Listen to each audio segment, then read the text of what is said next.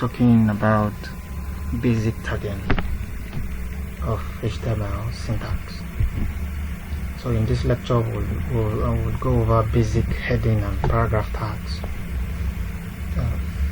Whether you have done this before now, but I just want us to refresh again. So let me go over. Okay, this time around I have my text editor with my browser to avoid me going back and front, just like the way we did in the previous video about we're going back and front and stuff like that. So we're talking about basic tagging, basic heading. Don't forget to say this body, this is the opening tag, why this is the closing tag, right? So we have other syntax, other elements like the H1. H1 stands for header 1. You see, we also have the opening tag and the closing tag. Every opening tag must have a corresponding closing tag, and the difference between the opening tag and the closing tag is this /, as simple as that. So let's have header 1 here. Next I have H2, I have header 2,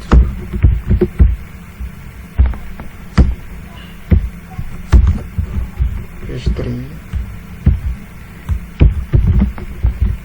header 3, H4. Don't forget I'm using system, so if you are shocked, how come this one screen is different? So I'm using system. Take note of that. H5, header 5. I want to explain something here. I did this yesterday, but it's as if it was very tiny, so I want to repeat this. We have header 6. So the headers we have from 1 to 6. Now let me save this and let me come over here to refresh. Discover we have all our headers. Don't forget still our new tutorial that we have as a title. You see what is shown here. So if you discover now, our header 1 to 6 is being displayed here. Header 1 to 6. So in other words, the smaller the header number, the bigger the size of the text. Header 6, going by the value, 6 is the highest from 1 to 6, but going by the size of the output, 6 is the smallest output, right? So that is that. Hope the headers, hope H1 is clear. From H1 to H6 is clear. They are called headers. In case if I said create a new tag and create header 2 tag, I'm talking about H2. So I just want you to understand those terminologies. So we also have a paragraph tag. Now let's say I am learning a new skill. Okay, let me break this down so that you see. Since I minimize the screen, so I am learning a new skill. I have this. Let me save. Come over here to refresh. I am learning a new skill. Or if I now, okay, I just come over. I broke down the line. Then I said this program is powered by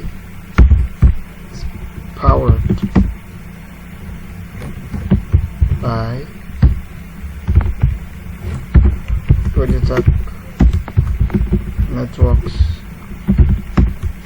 Limited. Now let's say I was thinking that, okay, because I broke the line just like this, I was expecting this I was expecting this text also to also break when it's displaying the output, right? Let me save and let's refresh. I save, let's refresh. You can see everything they are all on the same line. The reason why this broke down here is because the screen is small now. So I'm learning a new skill. This program is powered by Logitech Networks Limited. But they were not on the same line here. How come they are on the same line here? So take note of this. Anything written in between tags, in between the same tag, in between the same element, will be displayed together. If I want to show this differently, maybe I want to break this. There are two methods of doing it. I either add the keyword break. This BR means break. Break means cut it, remove this one and put it in another line. So let me save this and refresh. You can see now this program is powered by Logitech Network. Or what I do this. I will close this. I will close this /p. That is, this one has its own paragraph. Then this other one too has its own paragraph. We already have the closing of the other paragraph here. Hope you are getting it right. So let me save it. I'm not doing anything strange, so I believe you are seeing the screen. So let me save this and refresh. You can see the same thing. So this program is powered by Logitech Networks in another paragraph. So as long as you want to make use of a new paragraph, you need to wrap those values. You need to wrap the statement. You need to wrap the code in between paragraphs. Hope it's clear. Alright, so okay, let's do something else before now. Whenever we want to bold, let's say I want to make this Logitech very bold. Before now, in HTML, the old HTML, we normally use B. This is the old method of what? Of making our text, our character very bold.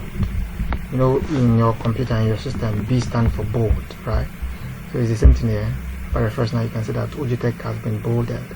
But this is the old method. This is the old system. What we have now, we don't need to actually make use of a B. The new standard now, you just add the word strong.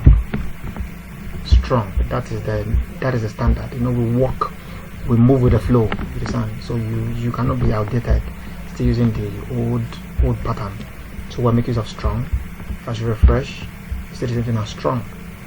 All together. So also italic. Let's say I want to initialize this powered. The old method we're using I to add some italic, but now we don't really need I again. Let me refresh.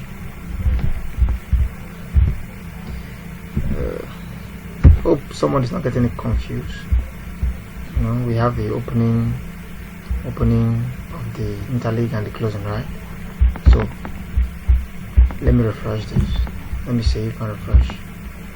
If you can notice now, powered is being italicized, but this is the old method.